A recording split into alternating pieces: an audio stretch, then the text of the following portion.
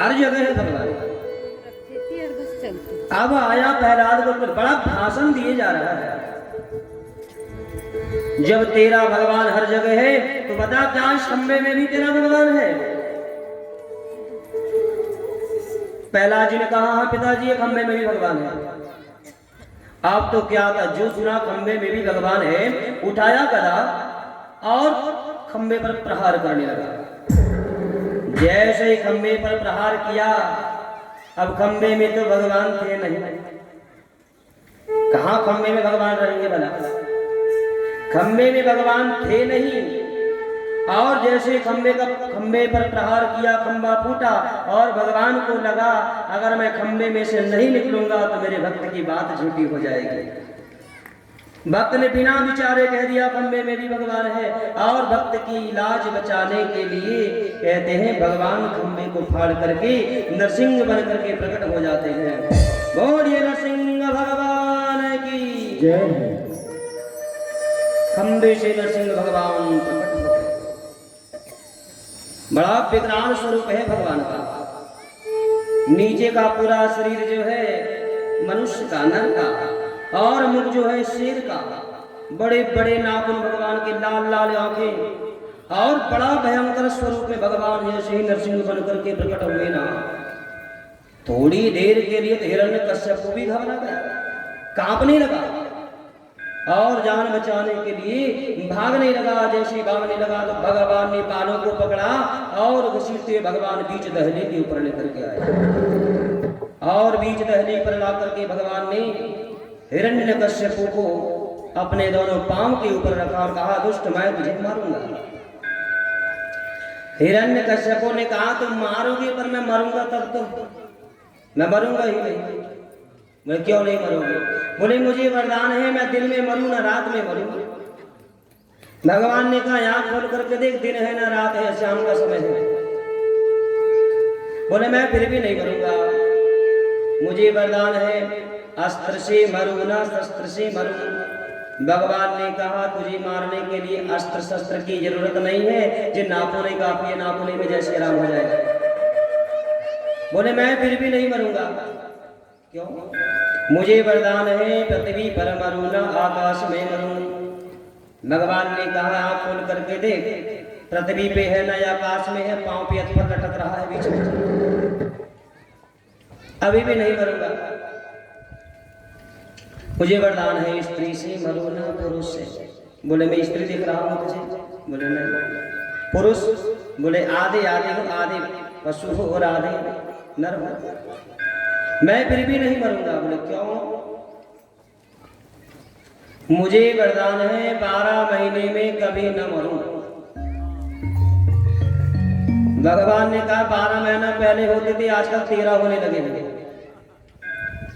भगवान 3 साल से इसको मारने की प्रतीक्षा कर रहे थे और 3 साल में हर एक महीने से एक दिन निकाल करके भगवान ने 3 साल में एक 13वां महीना तैयार किया था, जिसे हम लोग पुरुषोत्तम मास के नाम से जानते हैं। 3 साल में एक बार आता है। अब इसको वरदान था ना 12 महीने में कभी ना मरो, तो 13वां महीना भगवान ने उपाय निकाला मारने का। बोले मैं फिर भी नहीं मरूंगा। क्यों? अरे मुझे वरदान है ब्रह्मा की बनाई सृष्टि में मैं किसी से ना मरूंगा। भगवान ने कहा भैया तुझे पता नहीं है, ब्रह्मा ने मुझे नहीं बनाया, मैंने ब्रह्मा को बनाया है। मेरी नाभि से कमल, कमल से ब्रह्मा। बोले अब तो वरदान ही खत्म हो गए, अब तो मरना ही पड़ेगा। सारे वरदान समाप्त हुए और क्रोध में आकर के भगवान ने अपने नाखूनों का प्रहार किया हिरण्यकश्यप के छाती पर और फाड़ करके भगवान ने उसके हृदय को विदीर्ण कर दिया। जैसे ही भगवान ने उसके हृदय को फाड़ा, उसके प्राण आहुति हुए और जैसे ही प्राण निकले हैं, सारे देवता लोग आकर के भगवान पर फूलों की वर्षा कर और कहते हैं आज भगवान ने इतना विकराल स्वरूप धारण किया है कि भगवान के विकराल स्वरूप को देख करके सारे देवता लोग घबरा गए। हिरण्यकश्यप तो मारा गया, लेकिन भगवान का क्रोध कोई शांत नहीं कर पाया और भगवान का क्रोध बढ़ते जा रहा है। सारे देवता लोग भगवान नरसिंह के क्रोध को देख करके थर-थर कांप रहे हैं। सारे देवताओं ने विचार किया कि भाई अब भगवान नरसिंह का क्रोध शांत कौन करेगा, काम तो हो गया। तब कहते हैं सब गए भगवान शंकर के पास। भोले बाबा से निवेदन किया, भोले बाबा अब आप ही कोई उपाय करिए, यहाँ नरसिंह भगवान का क्रोध शांत ही नहीं हो रहा है और ऐसा लग रहा है आज मानो पृथ्वी पर कोई जीवित नहीं बचेगा, इतना विकराल भयंकर स्वरूप है। और तब कहते हैं भगवान शंकर ने एक पक्षी का रूप धारण किया, शरभ नाम के पक्षी का, और शरभ नाम के पक्षी का रूप बनाकर के भगवान शंकर ने अपनी चोंच में भगवान नरसिंह को दबाया और लेकर के आकाश में उड़ गए। और आकाश में सर्व पक्षी और भगवान नरसिंह का भयंकर युद्ध हुआ और भगवान शंकर ने सर्व पक्षी बनकर के नरसिंह भगवान के पूरे शरीर में चोंच का प्रहार किया और जो ऊपर की नरसिंह की जो चमड़ी थी ना, उस चमड़ी को भगवान शंकर ने खींच लिया और जो हड्डियां थी सारी हड्डियां नीचे गिर गई नरसिंह भगवान की। और जो नरसिंह का जो सिर था शेर का, उस शेर के सिर को भगवान शिव जी ने, जो भगवान शंकर कपाल की माला पहनते हैं, माला में जो सुमेरु होती है, आप लोगों ने देखा होगा रुद्राक्ष की माला या तुलसी की माला, दोनों मालाओं के बीच में एक गुड़िया होती है जिससे हम जाप करते हैं और सुमेरु आती है, उससे हम वापिस हो जाते हैं माला को लेकर के, उसी सुमेरु कहते हैं। तो भगवान शंकर के गले में जो कपाल की माला है, उस माला में सुमेरु जो बनी है, ये नरसिंह भगवान के सिर की बनी है। जो नरसिंह भगवान ने शेर का जो सिर लगाया था, उसी कपाल चमड़ी को निकाल करके उसकी सुमेरु बनी है भगवान शंकर की कपाल की माला। और इस प्रकार भगवान नरसिंह का पूरा क्रोध शांत हो गया और भगवान नरसिंह वास्तव में अपने विष्णु स्वरूप में आए हैं। और विष्णु स्वरूप में जब भगवान आए तो प्रहलाद जी को देख करके आज भगवान नारायण ने हाथ जोड़ करके प्रहलाद की बड़ी प्रार्थना स्तुति करी। ये प्रहलाद जी पहले ऐसे भक्त हैं जिसकी प्रार्थना स्तुति स्वयं भगवान ने करी है। आज तक जितने भी भक्त हुए सब ने भगवान की स्तुति करी, पर पहले भक्त प्रहलाद जी हैं कि भगवान को इनकी स्तुति करना था। हाथ जोड़ करके भगवान नारायण कहते हैं, बोले प्रभु प्यारे अंग कोमल तुम्हारे हैं, असुर ने सताया मम नाम एक गाने में। बोले प्रभु प्यारे अंग कोमल तुम्हारे हैं, असुरों ने सताया मम नाम एक गाने में। गिर से गिराया तुम्हें आग में जलाया है, गिर से गिराया तुम्हें आग में जलाया है। राखी ना कसर के भांति भी सताने में, कोमल मुखार बिंद चूमे प्रभु बार बार। कोमल मुखार बिंद चूमे प्रभु बार बार। क्षमा करो पुत्र मुझको देर हुई आने में, क्षमा करो पुत्र मुझको देर हुई आने में। क्षमा करो पुत्र मुझे देर हुई आने में। हाथ जोड़ करके भगवान कह रहे हैं, पुत्र मुझे क्षमा कर दो, मेरे नाम लेने के लिए तुम्हें गिर से गिराया, आग में जलाया है, आग में जला दिया, पर तूने मेरा नाम लेना बंद नहीं किया। पहाड़ से गिरा दिया, तूने मेरा नाम लेना बंद नहीं किया, और मुझे आने में बहुत देर हो गई। स्तुति करिए। और फिर आगे कथा ऐसी है, भगवान नारायण ने कहा, पहला तुम्हारी भक्ति के कारण आज तुम्हारी 21 पीढ़ियों का उद्धार हो गया। भगवान कहते हैं जिस घर में भगवान का एक भक्त हो जाता है उसकी 21 पीढ़ियों का उद्धार हो जाता है। आज तुम्हारी 21 पीढ़ियों का उद्धार हो गया। और आज तक मैंने किसी को गोद में नहीं बिठाया, लेकिन आज तुम्हारी भक्ति को देख करके तुम्हारे पापी पिता को मैंने अपनी गोद में बिठा लिया, केवल तुम्हारी भक्ति के कारण। और ऐसे भगवान ने फिर प्रहलाद जी को क्षमा याचना मांगी है। प्रहलाद जी ने भी भगवान की स्तुति करी है और भगवान ने ज्ञान उपदेश दिया, पिता का राज्य करो, प्रजा को पुत्रवत प्रेम करना, इस प्रकार शिक्षा दे करके प्रहलाद जी को राजभार संभालने की आज्ञा दिया। और नरसिंह भगवान अपने धाम चले जाते हैं। वैशाख मास 14 तिथि को भगवान खंबे से नरसिंह बन करके प्रकट हुए थे और उसके बाद भगवान अपने धाम चले जाते हैं। तो कथा सुनाई है। आगे कथा आती है, प्रहलाद जी के वंश का वर्णन आया। प्रहलाद जी थोड़े युवान हुए और प्रहलाद जी के एक मंत्री थे जिनका नाम था वज्रदंत। महाराज वज्रदंत की एक बेटी थी, नाम था सुवर्णा। सुवर्णा के साथ प्रहलाद जी का विवाह हुआ। उन्हीं के मंत्री की बेटी सुवर्णा, वज्रदंत नाम के मंत्री की बेटी सुवर्णा के साथ में विवाह हुआ। धीरे धीरे समय बीता और इनकी संतानें हुई। आगे इनके वंश का वर्णन सुनाया है। और फिर आगे अष्टम स्कंद को प्रारंभ किया। इसमें भी कुछ भक्त हुए भगवान के, उनकी कथा सुनाई है।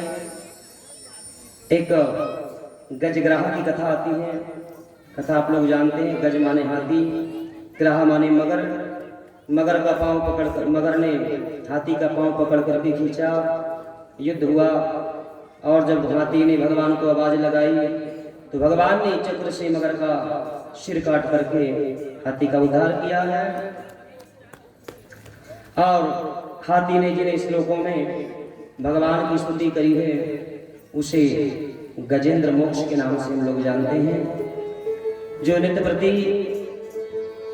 गजेंद्र मोक्ष का पाठ करता है उसका उद्धार निश्चित हो जाता है। ये शास्त्रों की ऐसी मान्यता है। तस्मै नमः परेशाय ब्रह्मणे अनंत शक्तये अरूपाय रूपाय नमयाश्चर्य कर्मणे नमयात्म प्रदीपाय साक्षिणे परमात्मने नमो गिरां विदुराय मनश्चेतसा। इस प्रकार श्लोकों में गजेंद्र ने स्तुति करी है। भगवान ने उद्धार किया दोनों का। ये गज और ग्रह जो हैं ये पूर्व जन्म की श्रापित हैं और श्राप के कारण ये हाथी और मगर बने हैं। हाथी जो है गजेंद्र,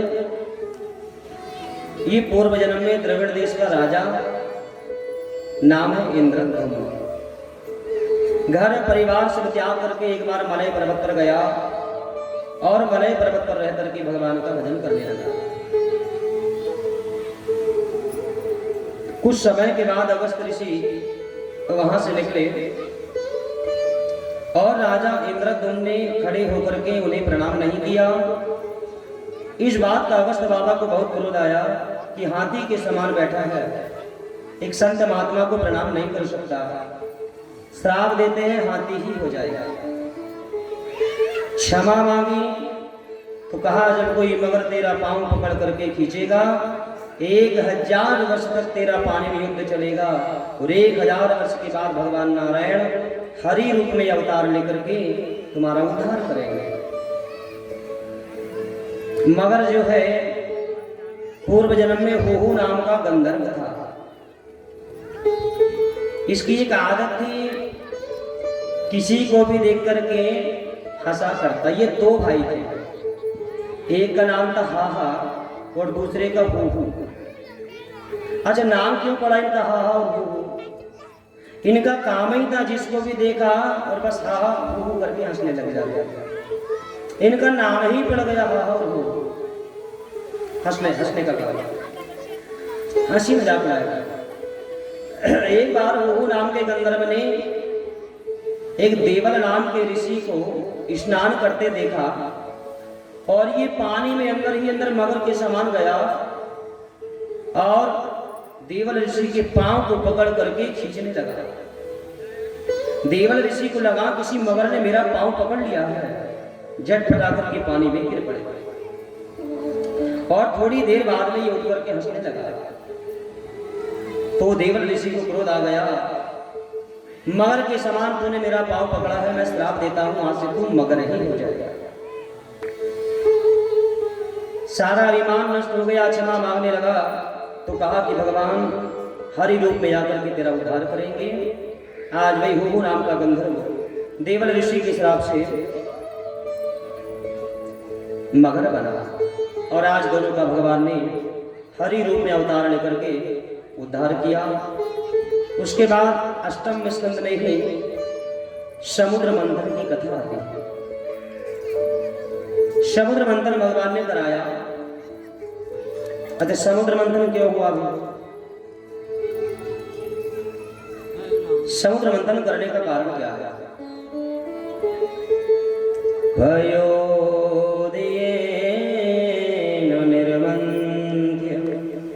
शूराणां साधिता सुधा ब्रह्मानुयव्यर्षि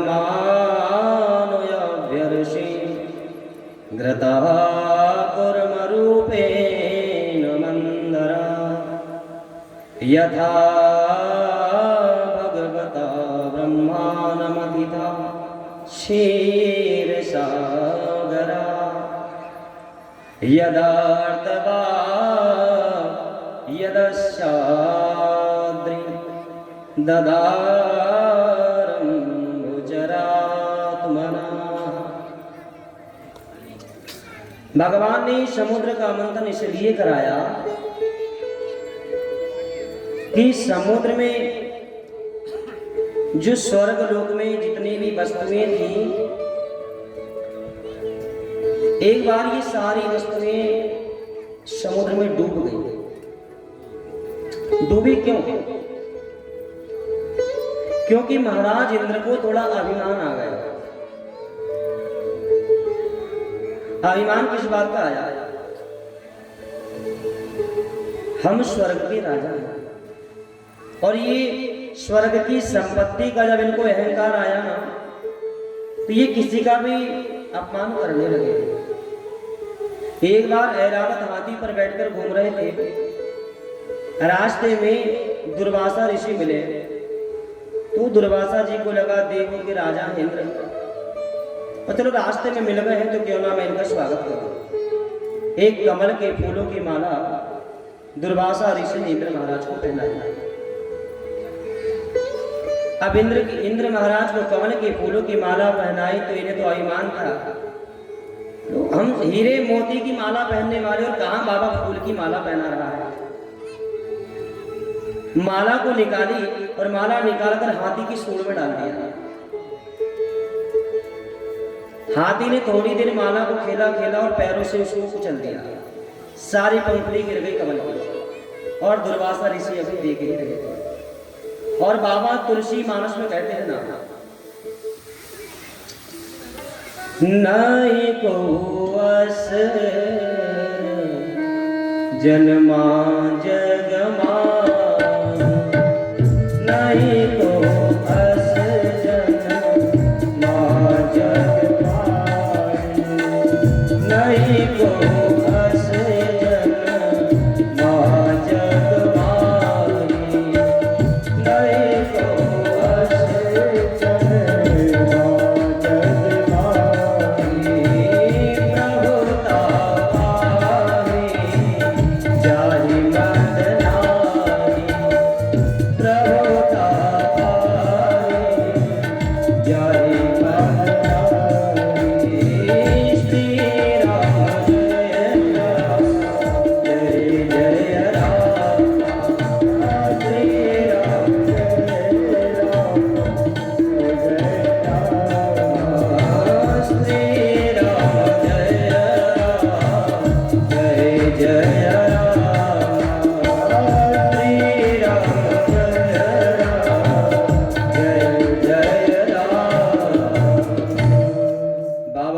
कहते हैं नहीं को वस जन्मा जग माही प्रभुता पाए जाहि मदनाई। संसार में ऐसा कोई जन्म ही नहीं लिया है जिसको भगवान की कृपा से कुछ मिले और उसको अभिमान न आए। किसी के घर थोड़ा ज्यादा धन हो जाता है ना, है मुझसे कोई बड़ा पैसे वाला, हाँ? और केवल धन का ही अभिमान नहीं भैया, कभी कभी रूप का भी अभिमान हो जाता है मुझसे कोई सुंदर।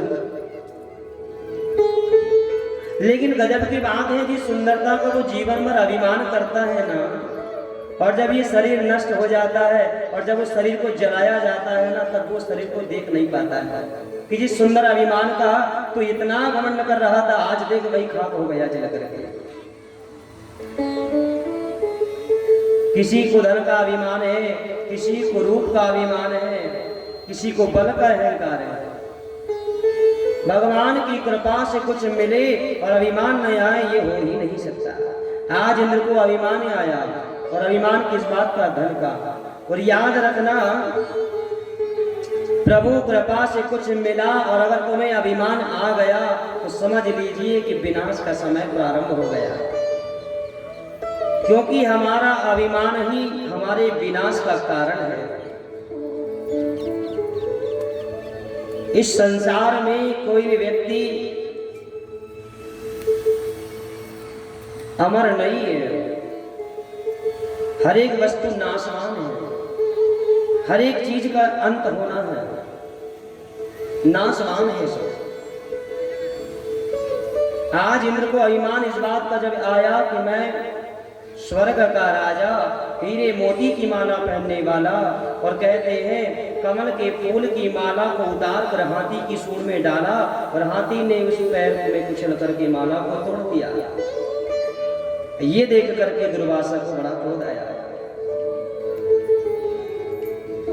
जिस कमल के फूल में मां लक्ष्मी निवास करती है, जिस कमल के पुष्प में भगवान नारायण का निवास है, धन के अहंकार में तुम लक्ष्मी का सम्मान नहीं कर पा रहे हो। श्रीहीन होने का श्राप दे दिया। जिस लक्ष्मी का, जिस संपत्ति का तुम्हें अहंकार है, श्राप देता हूं, कुछ ही समय में संपत्ति नष्ट हो जाएगी, छिन जाएगी तुमसे सारी संपत्ति। और जो श्राप लगा, राक्षसों को ये बात पता चल गई, आक्रमण कर दिया। और आक्रमण जब किया तो दुर्वासा ऋषि के श्राप से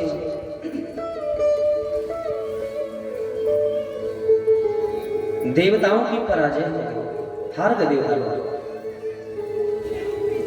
लेकिन स्वर्ग पर अधिकार तो हो गया राक्षसों का, पर कहते हैं स्वर्ग की वस्तुओं का उपयोग वही व्यक्ति कर सकता है जिसने 100 अश्वमेध यज्ञ किया। बिना यज्ञ के स्वर्ग में नो एंट्री है। और एक नहीं, 100 यज्ञ जब करोगे तब स्वर्ग की वस्तुओं का उपयोग आप कर सकते हो। यज्ञ भी साधारण नहीं, अश्वमेध यज्ञ। आज बलपूर्वक राक्षसों का अधिकार तो हो गया,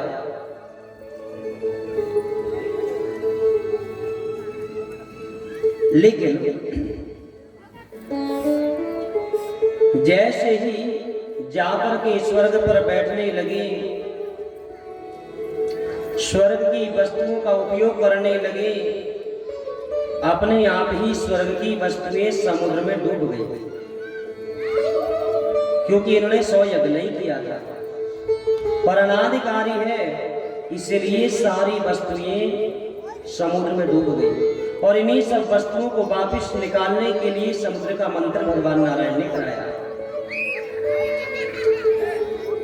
जैसे ही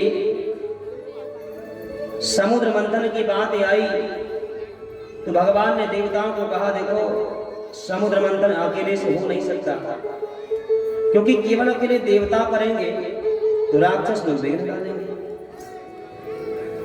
वो भी साथ में होना चाहिए। और देवताओं ने जाकर के राक्षसों से संधि किया, उनकी बड़ाई किया और बड़ाई करने से वो साथ देने को तैयार हो गया। और शर्त ये रखी गई जो अमृत निकलेगा, अमृत दोनों दल मिलकर के पिएंगे, जो भी वस्तुएं निकलेगी सब आधी आधी बांट करके ले लेंगे।